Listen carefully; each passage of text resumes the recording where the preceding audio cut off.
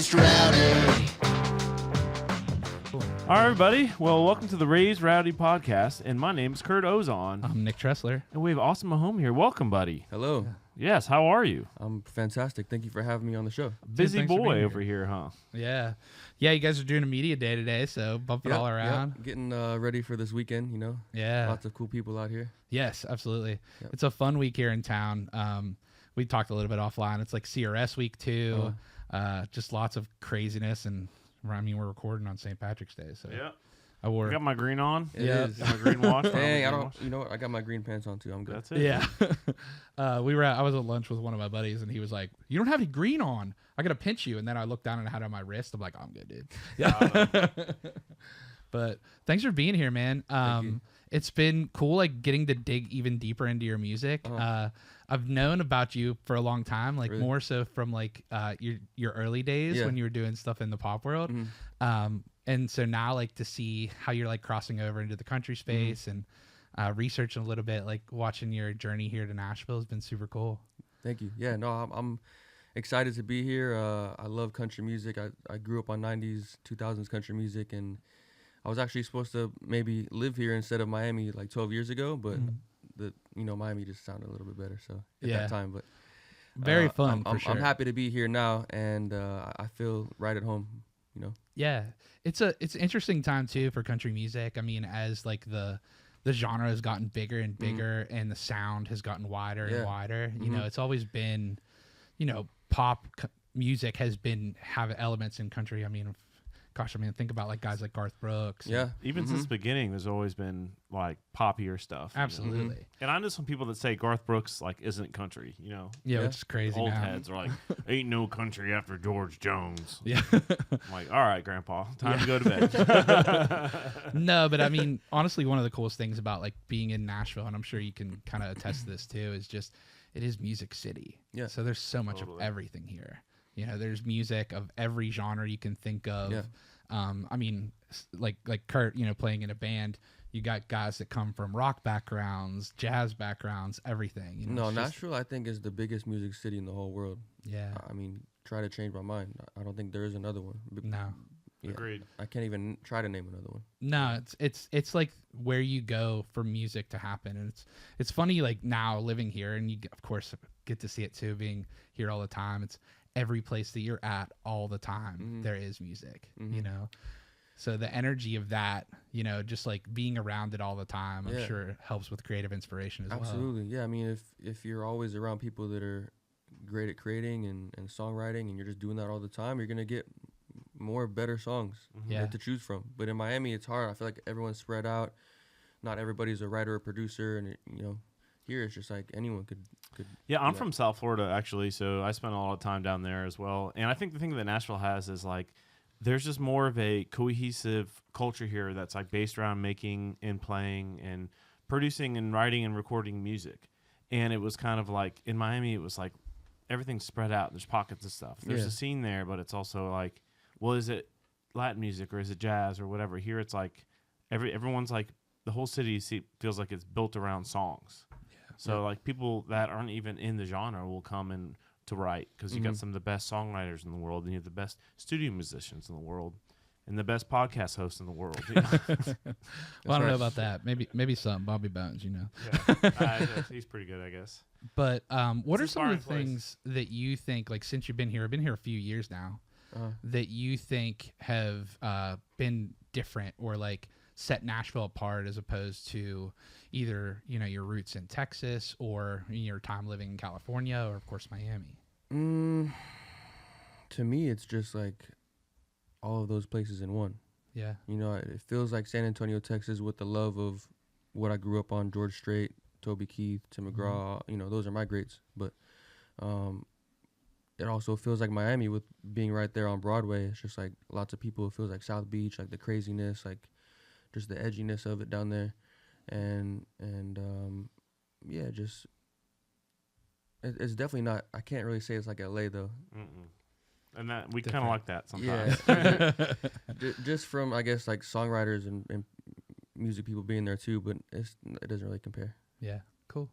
I love Nashville. Yeah, I love that. I love the community. That's really what it's all about. Like besides the music and the songs, people just want to see you win and help you win here. So Yeah. that's what I love about Nashville too. I think that's such a great part of it too, and it's like that's the thing that for me is like coming from just like being a fan of music, getting to watch other people enjoy each other's successes. And you know, like when someone writes a song, like I'm heading to a number one party after this for Ella Langley, but Nice. the whole team of songwriters, Yeah. you know, all of the people that help produce it, you know, it's like a party like that is just such a fun thing because it's everybody sharing in the joy of a successful song, you know. And of course that. you have that with like management teams and, you know, labels or whatever, you know, team you have assembled, but it just feels so genuine here. And It so like just wholesome almost. Yeah. You know, which is It's great. a good way to put it. Yeah.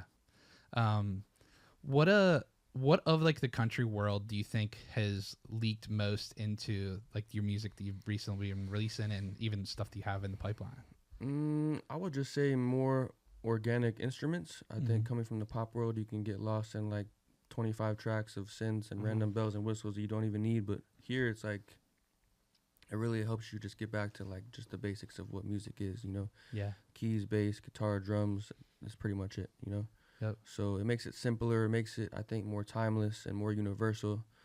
You know, living in LA bi-coastal, when I was living in Miami at the same time, I did that for 12 years. But being out there, being signed to Atlantic, APG, I was like really just writing songs for 3 years straight. Just I had like hundreds of songs after 3 years. And I think that's really helped me just become a better songwriter, come here to help be better. And, you know, there's so many incredible songwriters here that you got to kind of be on their type of level, you know? Yeah. Or else they're just going to write the whole song for you and be like, here's your song, you know? Yeah.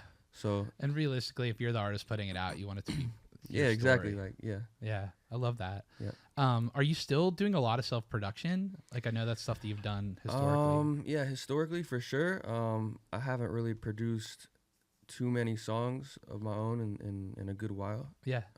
But I'm blessed to have done it back then, to just Yeah. know how to do it now if I wanted to. And even now, like if I have a track that's already done and I hear like it's missing something, I'll throw some guitar on there or whatever I need to, some keys, whatever. Yeah. I just did that with a song that I have with Kodak that's gonna be on my new album. Sick. And I got a cowboy hat made for him, and he wore it in the video, and it was just kind of like a cool crossing of like genres. Yeah. You know, so That's super cool. and he loves the country music genre as well. So he I think he's also trying to like tap into that. That's vibe cool. However he can. So Yeah. It's so cool just to see it, you know, kind of like go from being something that, you know, a lot of people have loved. Or when I was young, I'm a little bit older, but when I was young, it was like everyone would say, I like anything but country. You know? yeah. I used to say that. Yeah, you had so Yeah. many people that would say that. And now it's like the opposite. Like country is it's such a prevalent part of society and just such a cool time in the history of like the genre Yeah. that you're seeing people that are, you know, embracing the culture.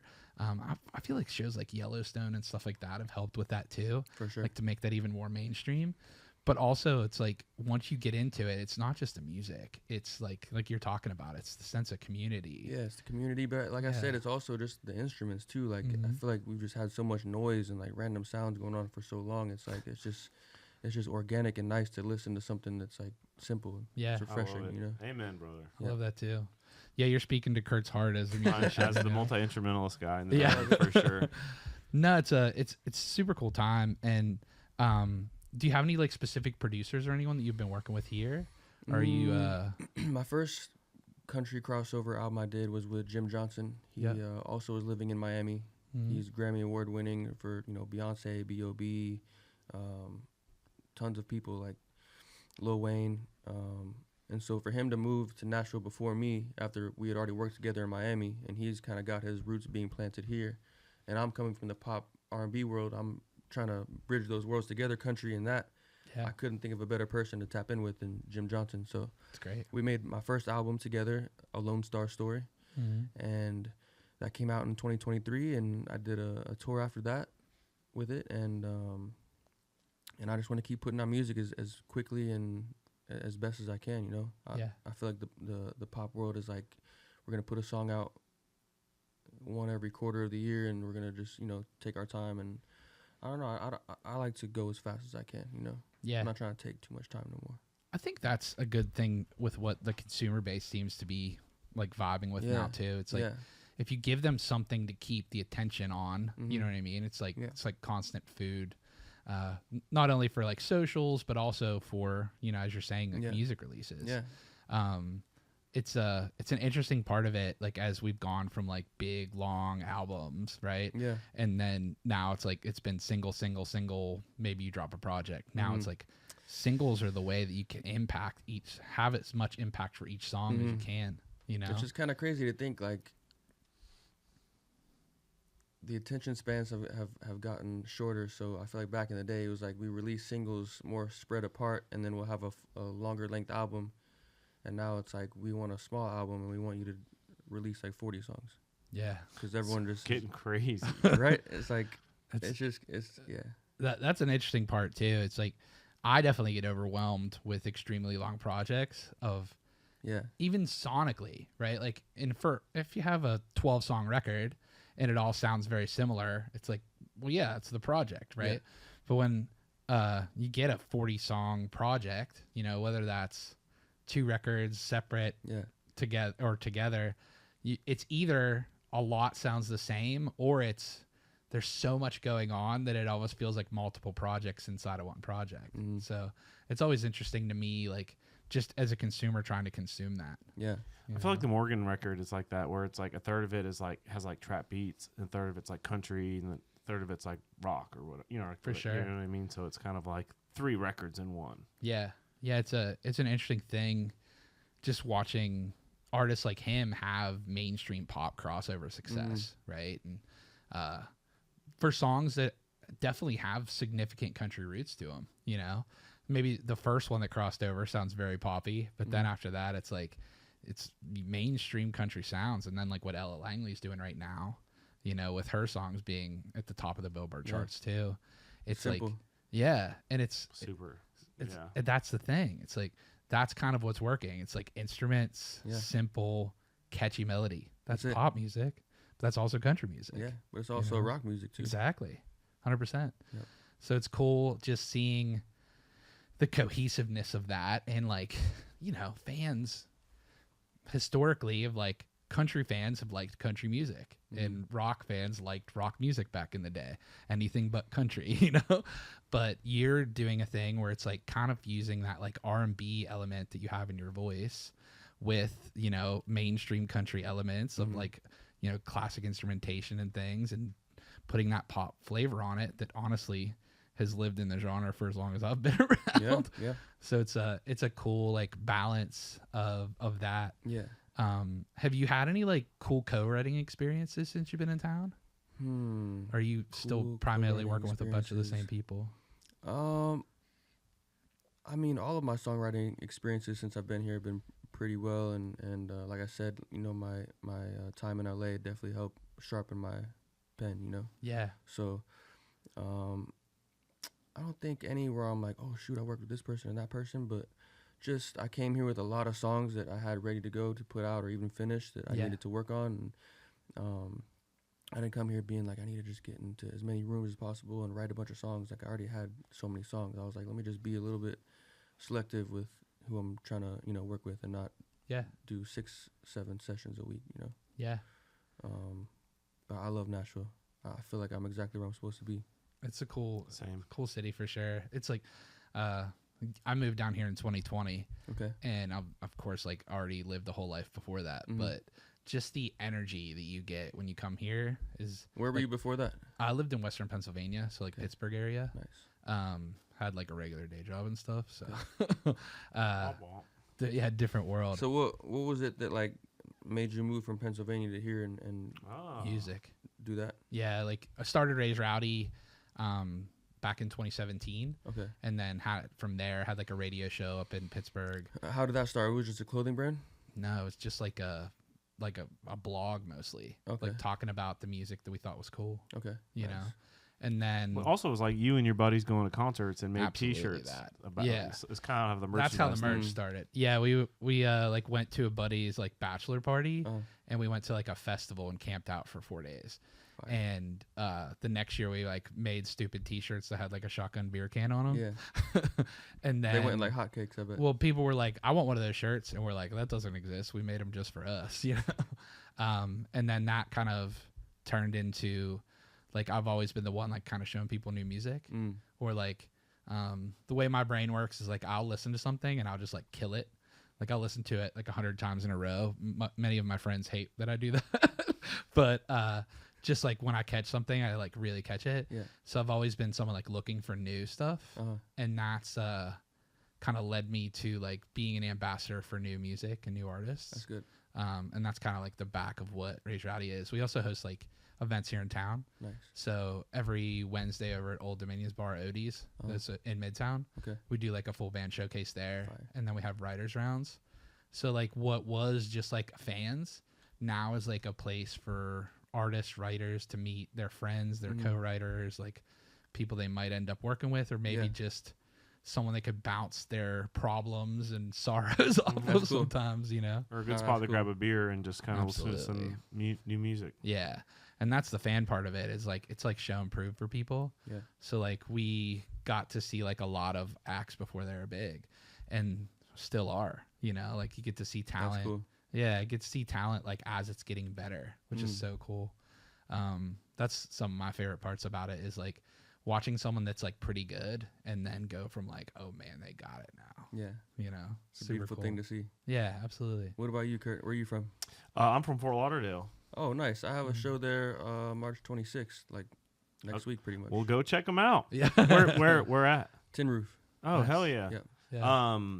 Yeah, and I ended up I went to college in Boston, and then afterwards graduated college, I was like playing weddings and, you know, playing bars and stuff like that, working in restaurants. And I was like, what am I doing in my life here? And I had some friends that were doing well in Nashville, and I was really into bluegrass music, but I never really got into country music. And ended up moving down here and just been working ever since, you know? That's good. So, and Nick and I became friends sort of when I was playing Luke's band, I guess, or maybe even before that. And we met before that. yeah. That's when And we became buds. yeah. And so Nick, we just kind of bonded over smoking cigars, and so he was like, I got this podcast. I'm like, dude, let me do it with you. He's like, okay, cool. Yeah. So Fire. Kurt Yeah, was my co-host on the radio show while we still had that. It was up in Pittsburgh. That's cool. So yeah, and I like that. it's his background is so much different than mine that it's cool because like he can nerd out with people on gear, and then I can kind of, you know, like talk about I like that. what makes shows like both great. sides of the stage, like me being on stage and you being like, Yeah. you know, as an audience member kind of thing. Yeah. What's your favorite instrument to play? Great question. I would probably say electric guitar, but it depends. Sometimes it's dobro. I really love playing the dobro. I wish I had one here I could play for you guys, but there's something about that instrument that just whenever I play something really simple, everyone's always like, whoa, like I'm like some magician or something. And so I think that kind of like feels like gives me a little superpower, and I just love the way it sounds. Okay, I gotta check that out. I don't even know what that instrument is. What is that? It's like a guitar. It's sort of like an acoustic guitar, but it's played like in your lap. Okay, so And then you not, play not the a lap slide. steel. It's like it's an acoustic lap steel kind of. Okay. Yeah. So you see the guitar that have the big metal section in the middle? Yep. That's what that is. Okay. Yeah. Yep. That Yeah. kind of thing. That's cool. Resonator. Yeah. Yeah. What about you? Did you play any instruments growing up, or mostly just singing? Or? Yeah, I started with the drums when I was 6, Yeah. and then kind of picked up the piano and guitar at 14, just kind of like learning on YouTube and Yeah. playing around, picking around. So, but I think I prefer the guitar over all of them. That's your favorite. Just the most portable, and it just sounds so nice. Like I feel like you can just write anything on there. You know? Is that what you do most of your writing on, or? I would say the guitar, yeah. Yeah. Yeah. Mhm. What's that process for you like really look like? Are you often collabing when you're writing, or is it often you'll come in with ideas, or like partially done songs? I would say 50-50. I'm always down to just pull up in the room and start from absolutely nothing, but I feel like a lot of the times I'll come in and just have like so many voice memos ready to show them, you know, to help bring them to life. So, yeah, I just got so many ideas, you know. It's tough to just go into a room and be like, let's just start something from nothing, you know. Yeah. I've definitely done that before, where you're in the writing room and you're just like, so what do we do? What's going on? It's nice to have a little hook or something. No, for sure. Do a little Sometimes you go homework. in there and you think everyone's like gonna be ready to like off the bat, and then they're like, "What do we write, guys? Like, you got any concepts? Got any things?" And then I'm like, "Actually, got like I have 250. Yeah.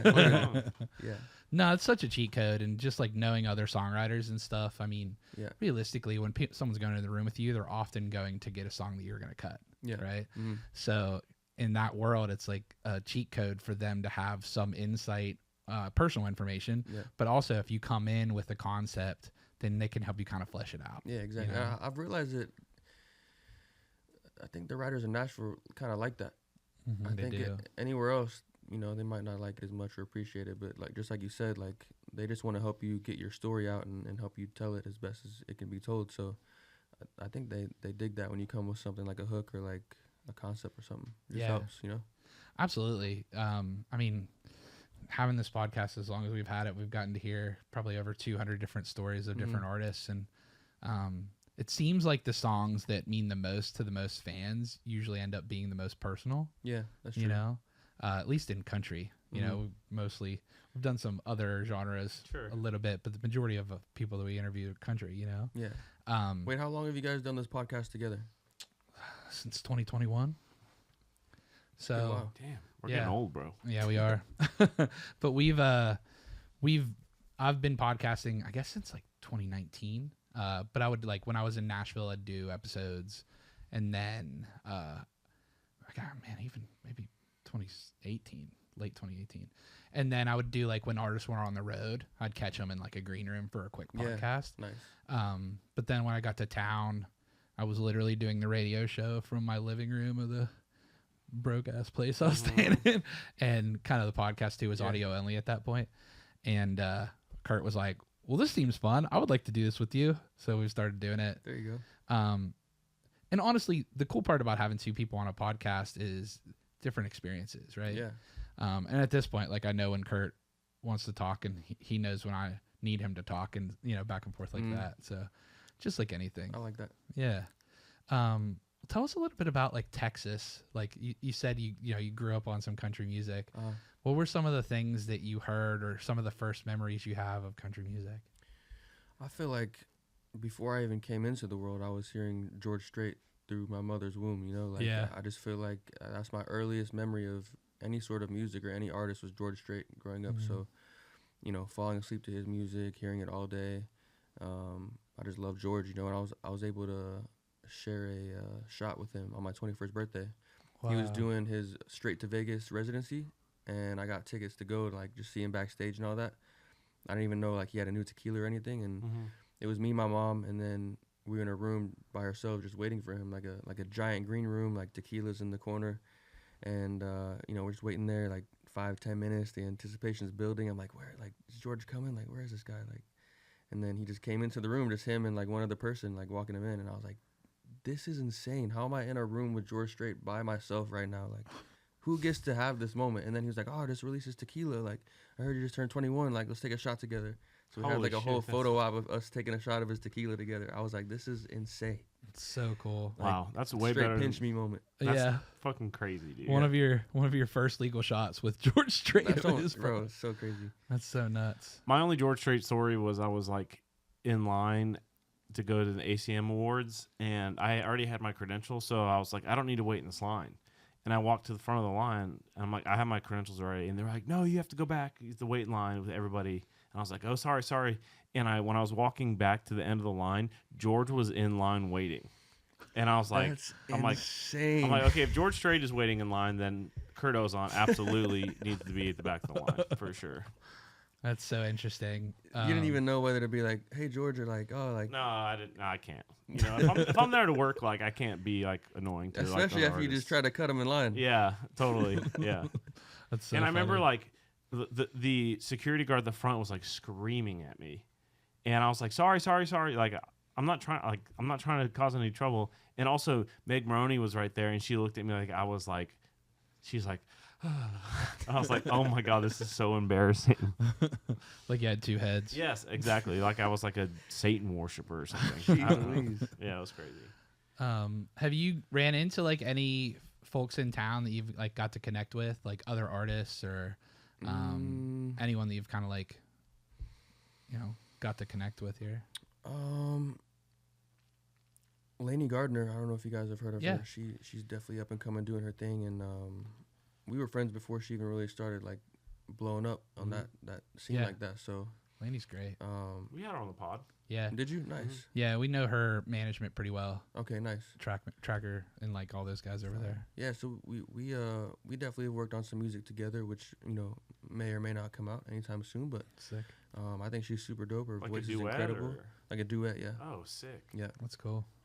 I'm trying to think of anyone else. That's killer, man. I'm sure there is people. I can't even think right now. Yeah. But you just never know who you're gonna run into in Nashville. Like you could Totally. literally Very be true. anywhere, and anybody could be there. Like I had dinner across from Garth Brooks like a month or two ago, just like table right in front of his, and we're just like I can't not look at you in your eyes. Like I'm sitting straight, I can't like. It was just crazy to just be like Garth Brooks is just right 10 feet in front of me. Like So what? cool. Insane. It's such a weird place too. I mean, the majority of people in Nashville usually kind of let people go to. I'm Yeah, sure. yeah, exactly. I'm sure it's similar. What was in your other first like areas. famous person spotting in Nashville? Just that I ran into randomly? Yeah. Oh gosh, I don't even know. Do you know yours? I just remember I was at Losers and I was just, it was a weekday and I was just drunk at Losers and Toby Keith got up and started No singing. way. Yeah. Yeah, I mean And I was that's just like, oh my God. What a memory. And he was like, I hate this bar. And, like laughing with the bar owner because they're friends. And I was like, oh my God, that's crazy. those moments are the ones that like stick out to me. Gosh, I don't even know. Like honestly, like when we did our event and it was your birthday weekend and Luke popped up on stage and played, like we had Kurt was shooting photography for our writers round. Nice. And we did like a takeover with the management company and they were like, yeah, Luke's playing. And I was like, what? And honestly, I feel like that entire night I was just like not there, That was such a fun night. Yeah. But It's also cool when people do that, just random like oh my gosh, Pop so up and great. sing. weren't even supposed to be there. Like Yeah. just happened. Like That's the cool part that I think is Yeah. like you run into moments where like Co-Wetzel will pop up at a bar or like we were at Losers one time and Peyton Manning singing to David Allen Coe's song. What? You're like, what? You know? that's so cool. Yeah, it's like, and I even remember like we were leaving the bar one time and then a half hour later Snoop Dogg popped up and played, it's just like stuff like that happens here. And some of them were planned and some of them are just like, it just happens. Yeah, I like that. It's so cool, just watching Mm-hmm. that stuff that literally like doesn't happen anywhere else. Like you talk about, like that's part of the magic of doesn't. Music City, Mhm. It's true. is any given Monday, Tuesday, Wednesday night, something crazy like that can happen. Doesn't matter what time it is. Yeah. Yeah. Usually later when they get the liquid courage in them, Yeah. But no, it's I think that's like one of the biggest things that is fun for me is no matter how much you think you have figured out what's probably going to happen. Like even like went to Red Door one time and when we went in, they're like, hey, so Darius Rucker's here. And if you don't talk to him, he's paying for everybody's drinks. And I was like, that sounds great. I don't have to even talk to him and I just get some free drinks. He just wanted to be treated like a regular dude, I love that. It's so cool. And just things that don't seem real are real here. I'm sure LA and Miami has stuff like that too, Yeah. But there's not that many cities where, No, Nashville's a special one. where stuff like that happens. I love it here. I can see myself being here for another 7. Sick. Yeah. What like music do you have coming down the pipeline? Like, do you have like firm release dates? I know you talked on previous podcasts and stuff about like having kind of like a record in the tank. Mm-hmm. Yep. Do you guys have like a formal plan for that? Or are you still figuring it out? Not a formal plan where we know like dates and stuff. Yeah. Things are coming out, but I have, I think like 4 songs from my album already released that I did put out last year from Yep. the album. Mhm. I got this one with Kodak coming out that I'm Yeah. not sure if it's gonna be on my album or his. So still trying to That's cool. iron that, but I got that coming out. Actually, the video and the song is already out. He had put it out on Christmas, just like as like a leak. So Yeah. that's pretty cool. You guys can check that out. But yeah, now it's just the album Yeah. releasing. So I'm in a place where I gotta just get it mixed and mastered and tighten up all the bells and whistles. Not too many, but just get her out there and keep making music and keep going. And then some live dates to follow. Live dates to follow, exactly. Yeah. So put the album out and go on some sort of summer tour. You know. Yeah. Whether it's my own, if I do my own, or I hop on someone else's tour, like I did for Taylor Swift back in the day. Like that type of vibe, that'd be really cool.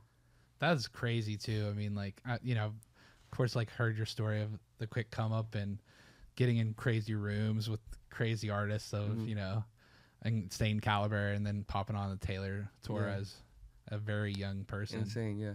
What are like some of the things that maybe even at that young age you kind of like saw her do or learned from her? I think probably just how sweet she is. Like, you know, I'm sure like she just is probably tired and annoyed of people just coming up to her all day, like being, Taylor, can I get a picture, this and that. Like, but she's just the most genuine, sweetest person. Like, I never saw her be mean to anyone or freak out or be stressed. Like, of course she's Taylor. She got a whole team that's like doing all the hard pulling, but she's just very, very elegant and a great team player. And yeah, she just told me to find my circle and to keep them close and treat them good. So I love that. So I try to do. It's great advice. Yeah, honestly. Mm-hmm. What a crazy like what thing a G. to be around. Yeah. Yeah, super cool. So you talked about like your shows that you have coming up, like playing down in Florida at the Tin Roof. Like, what does your setup look like? I was literally gonna ask that same question. Yeah. My setup right now is, you know, I come from the pop world of having a band, having 4 to 6 to 8 dancers for certain things. But I think right now is to just start with the band, get that nice and tight. I've got my band, but just to get us playing more shows together, get that camaraderie going, and then eventually I will add some more dancers in, because I feel like country music doesn't really have too many shows or performances where artists have dancers. I don't know it. Maybe if you consider Jessie Murph country, but it's not. It's like pop. She's just kind of adjacent. So I agree with that. Yeah. You know, like I think that's a part of the thing that, you know, like Taylor gets into, right? Exactly. Yeah, it just makes the show bigger and more grand for certain times, you know. Yeah, that's cool. But like smaller venues, like a Soho House, Sock Room, you know, it'll just be me and the band. The stage isn't really that big, so yeah. But I got a Soho show April 12th. Cool. Is that in town? Soho, Nashville. Nashville. Here in Wedgwood. Gotcha. Hell yeah. Yep. That's sick. And that's fun too. You kind of like really get to get personal with the fans and everything. Yeah, and instead of like having to worry about choreography and like where I'm supposed to be for this this part of the dance, like I can just rock. I can just focus on my voice, focus on the band and the people, and just not be out of breath and be like, oh, I gotta chill and stop jumping around. And you know. I love that. That's hard, man. It's like we were talking. You know, we've got a new stage set up with Luke, and it's like playing guitar is hard, but when you're walking downstairs and you're playing slide. And he's like, dude, I'm walking down these stairs, and I'm like, you know, long neck. Whenever he takes a step, you know, it's like, he's like, I gotta look at the stairs and think about when I breathe, how to get down the stairs, you know, because it's like too inclined for like a ramp and stuff. I couldn't imagine like having to worry about like choreography and breathing and dancing and all that. And sounding like you're not out of breath. Like that's why you watch these Michael Jackson videos, dude. Yeah, crazy. Yeah, totally. That's something, again, Taylor like, Swift, you know, she did all kinds of crazy shit. And like you talked about, I mean, the majority of country acts, George Strait's sitting there with a guitar. That's what I'm saying. George Strait will stand there with a guitar and not even play it. Yeah. And just have it on him. Yeah, and the stage turns for him. So move, So that's where I'm like, all right, I'm coming from a place where I'm always having to move and like do all these dances, and then seeing like no one really does that in the country space. Like they'll just stand in front of the mic, barely even maybe go over here once and there twice, and then they're not really moving at all.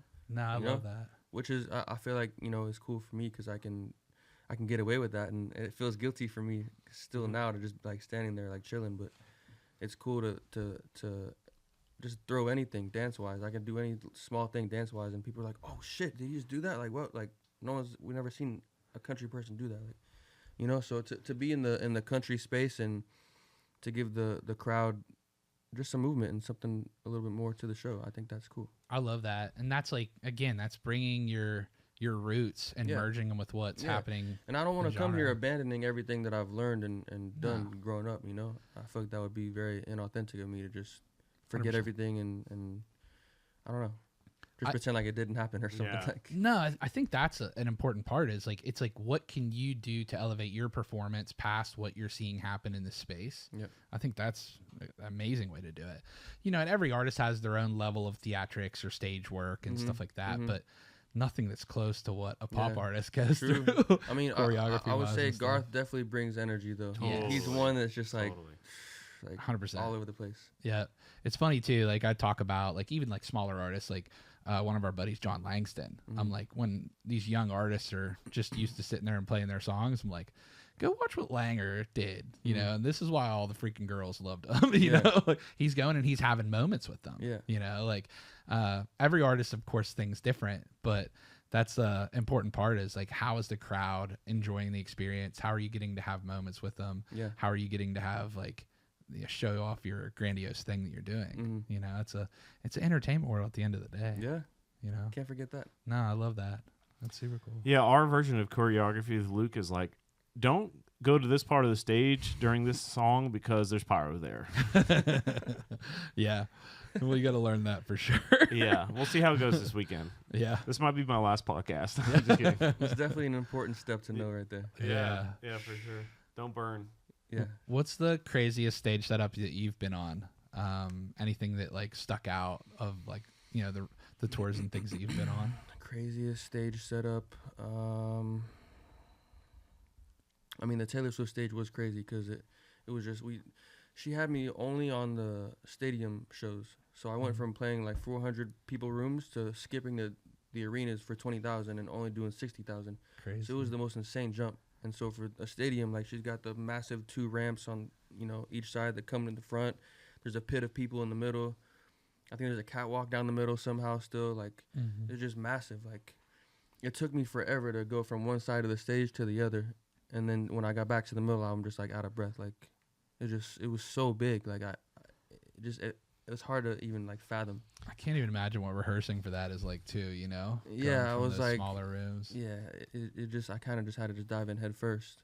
Totally. But I performed at the San Antonio rodeo and the Houston rodeo, and I always wanted to be on the circle stage that spins in the middle, so I got to do that.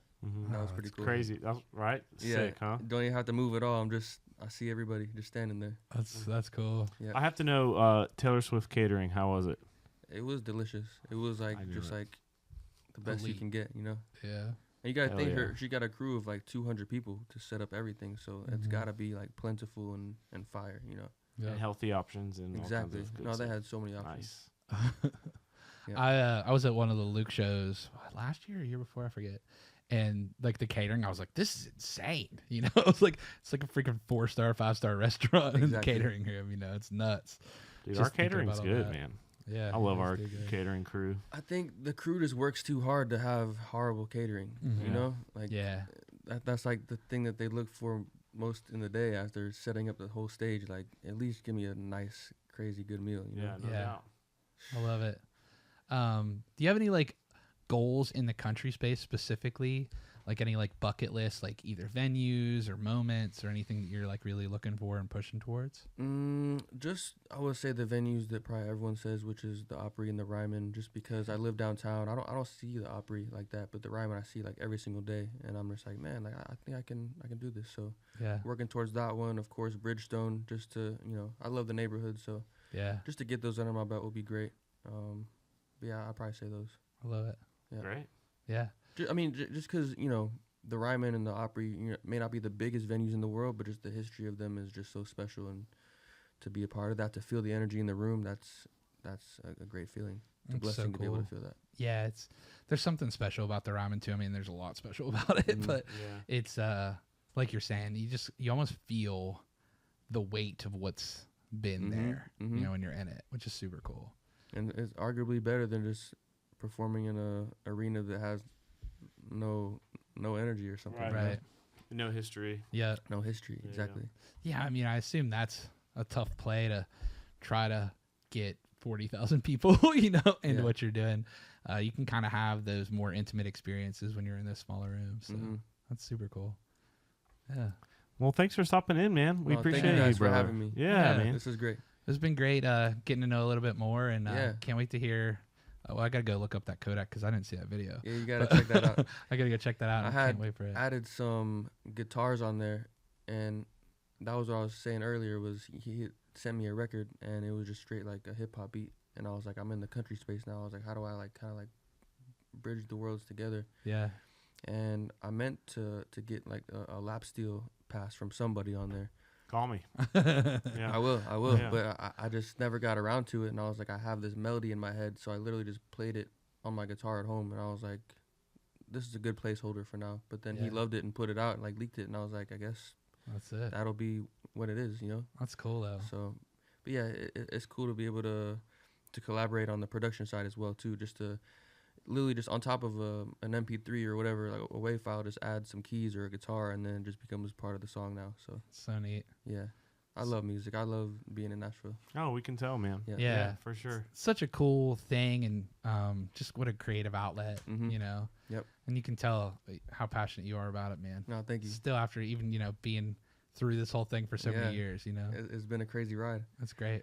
But I'm blessed to be alive, you know. Amen. Yes, absolutely. And we're blessed to have you here on the podcast. No, Thanks for stopping through, man. Dude, thank you. Thank you, brother. Yeah. Great to talk to you. Appreciate it. You too. All right, guys. Well, make sure you follow Austin if you aren't one of his 20 million followers already. But, dude, thank you so much for stopping through. And thank you. I can't wait to see you play at the Ryman soon. Yeah, come to the show. Let's go. That'd be sick. We'll get free tickets. Yeah. I got y'all. All right, guys. Thanks, cheers. dude. Bye.